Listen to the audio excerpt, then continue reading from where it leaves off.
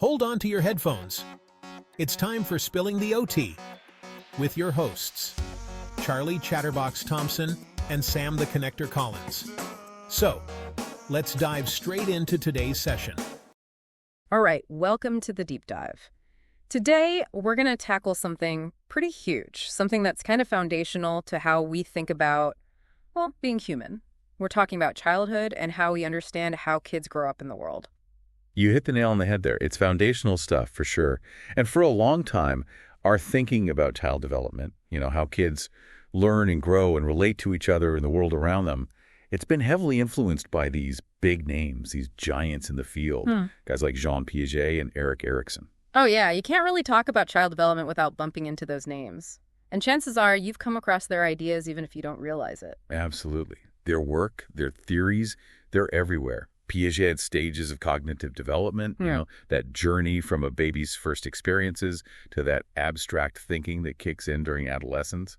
And then you have Erikson with his psychosocial stages. He was all about these big emotional milestones, those make or break moments like, do you trust the people around you or are you figuring out who you are in the world? And those ideas, they've had a massive ripple effect. Think about education, how we teach, think about parenting, all the advice out there about how to raise kids. So much of it comes back to these guys. No doubt about it. Their work has really shaped how we see our own journeys, too. I mean, think about it. Building that sense of trust as a baby, figuring out your independence, wrestling with your identity as a teen, all those classic coming-of-age struggles. Erikson really mapped that stuff out. He really did. But here's the thing that we really want to dive into today, and it's something to keep in mind as we go through this. Piaget was doing his major work back in the 1930s. Wow, yeah. Almost a century ago. I know, right? And Erikson came along a bit later, in the 50s. That's a world, let's be honest, that looks nothing like the world kids are growing up in now. It's a whole different ballgame. Absolutely. No internet back then, no smartphones, no social media. And frankly, society was a lot less diverse, a lot less globally connected than it is now. It makes you wonder, right? How much has changed at a fundamental level when it comes to childhood itself? So that's the big question for this deep dive.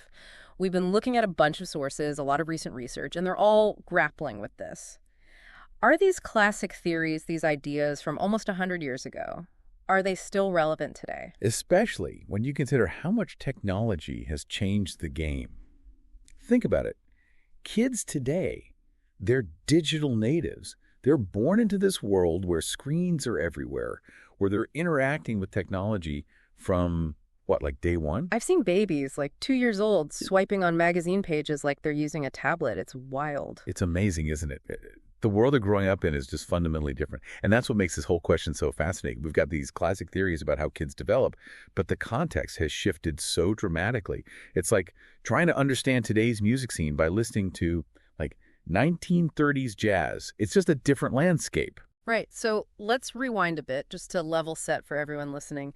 Let's go back to those classic theories for a minute. Remind us, what were the big ideas that shaped our understanding of how kids grow up? Okay, so Piaget, with his cognitive development theory, he was all about these stages. It's like kids are actively building their understanding of the world piece by piece, stage by stage. And it all starts with those sensory experiences, right? Touching things, tasting things. That's how babies figure things out. Then they move on to using symbols, understanding language. Eventually they hit those higher level thinking skills, that abstract reasoning. Yeah, those stages are super familiar. The sensor motor stage, pre-operational, concrete, operational, and then boom, you hit the formal operational stage where you can really think abstractly. And the thing is, Piaget, he was really focused on hands-on learning, like kids figuring stuff out by actually interacting with the physical world around them. Exactly. That was his whole thing. And then you've got Erikson, who's coming at it from a slightly different angle. He's looking at the social and emotional side of things, the whole psychosocial development thing. He was really interested in how kids develop their sense of self, their identity, and how they learn to relate to other people. And he had those 8 stages, right? Like trust versus mistrust, that whole thing about whether you learn to trust the people caring for you. And then later you've got that identity versus role confusion, which is so classic teenage angst. Exactly. Figuring out who you are, where you fit in, what you believe in. And it's not just teenage stuff either. Erikson said these stages continue throughout life, which is pretty interesting when you think about it. It really is. But let's be real, both Piaget and Erikson, they were working in a world where, the internet didn't exist. I mean, can you imagine? It's mind-blowing, right? Their world was all about face-to-face interactions. That's how you built relationships. That's how you learned about the world. And for the most part, the communities they were studying were pretty homogenous, not a lot of diversity, at least compared to what we see today. So that's the big question, right? How do these theories hold up in a world where kids are growing up with smartphones, social media, and all this digital input from the moment they're born? That's the million-dollar question. I mean, we've gone from kids playing with blocks and having play dates to kids spending hours on YouTube, playing video games, connecting with people online that they might never meet in person. It's a whole new world, and it makes you wonder how it's shaping their development. It really does. So let's talk about this digital transformation. Let's dive into the deep end and see how these classic theories are holding up in the age of the internet. Okay, so first off, we've got to acknowledge that kids today, they are digital natives. They've never known a world without the internet, without smartphones, without instant access to information. They're constantly bombarded with digital stimuli, and it's definitely shaping how their brains develop. I mean, you see it everywhere. Little kids navigating tablets like pros, teenagers building entire worlds in video games, sharing their lives on TikTok. It's like second nature to them. It really is. And it makes you wonder, how is this affecting those cognitive stages that Piaget talked about? Can you even apply those stages to kids who are learning and thinking in such a different way? Right, because Piaget was all about kids learning through physical interaction, right? Touching, tasting, manipulating objects. That's how they build their understanding of the world. But what happens when so much of their interaction is through screens? That's a huge question. Some experts are worried that all this screen time might actually be hindering certain cognitive skills. Like, for example, fine motor skills. Those tiny muscle movements that kids develop through things like playing with blocks, drawing, building things. Those skills are super important for all sorts of things later in life, like writing, playing instruments, even using tools. Makes sense. If you're always swiping and tapping, you might not be getting the same kind of dexterity practice. Exactly.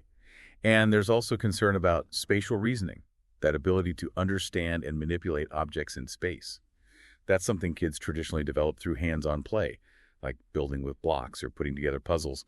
But if they're spending hours staring at screens, they might not be getting as much of that kind of stimulation. So it's not just about the amount of screen time, it's also about the type of screen time, right? Like passively watching videos versus actively engaging in something like a problem-solving game or an interactive learning app. Exactly.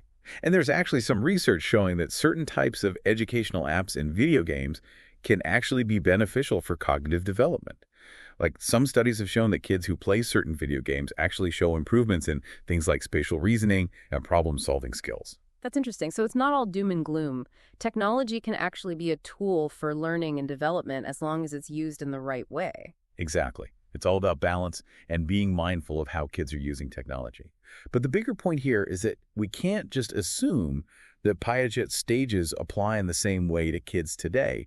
We need to consider how digital technology is changing the game. Absolutely. And it's not just about cognitive development either. What about the social and emotional side of things? Erikson was all about those face-to-face interactions, those real-world relationships that help kids develop a sense of self and learn how to navigate the social world. Yeah, and that's another area where technology is raising a lot of questions. I mean, think about it. Kids today are building relationships online through social media, video games, all sorts of virtual platforms. And these relationships can be really meaningful. Oh, yeah, definitely. I mean, we've all seen how powerful online communities can be. Right.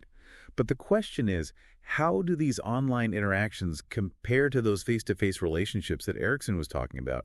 Can you really develop the same level of empathy, the same understanding of social cues through a screen?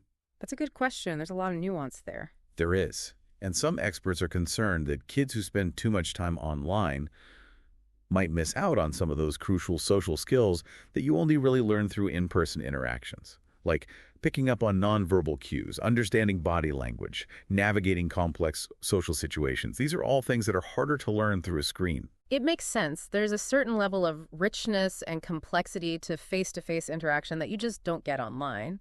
But then again, online platforms can also provide opportunities for connection and social interaction that might not otherwise be available, especially for kids who might be shy or have difficulty with face-to-face communication.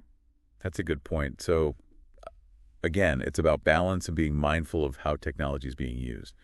But we can't ignore the fact that it's changing the way kids are developing socially and emotionally. Absolutely. And speaking of changes, we've got to talk about the increasing diversity in today's world because, let's be honest, those classic theories, they were mostly based on observations of white middle-class kids in Western cultures. Yeah, that's a big limitation. Yeah. We can't assume that what applies to one group of kids automatically applies to all kids everywhere. Yeah. Different cultures have different values, different ways of raising children, different ideas about what's important for development. It's like the classic image of childhood that we have in our heads. That's not universal. It's just one specific cultural perspective. Exactly.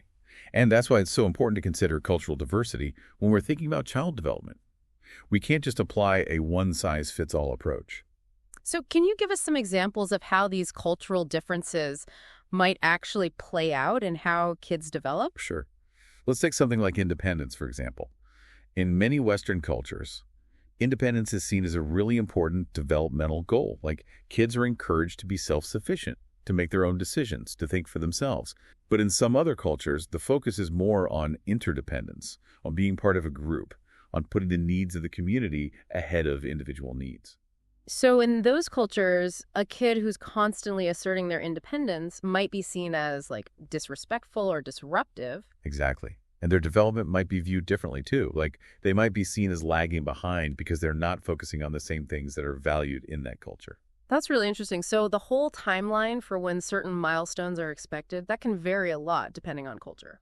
Absolutely. Yeah. And it's not just independence either. It can apply to all sorts of things, like emotional expression, for example. Some cultures are really expressive, while others are much more reserved.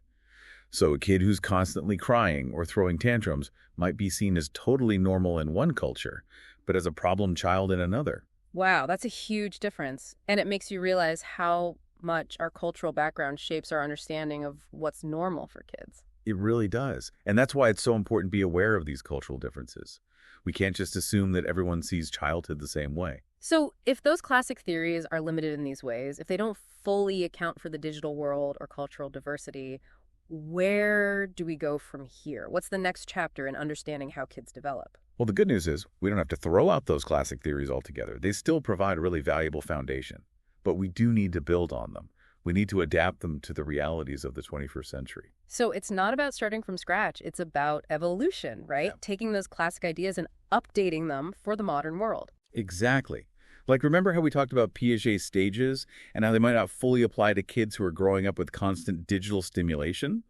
Well, maybe we need to add some new stages, or maybe we need to adjust the existing stages to account for how technology is shaping cognitive development. So instead of just looking at whether a kid can think abstractly, we might also consider their ability to navigate the digital world, their digital literacy, their critical thinking skills online. Exactly.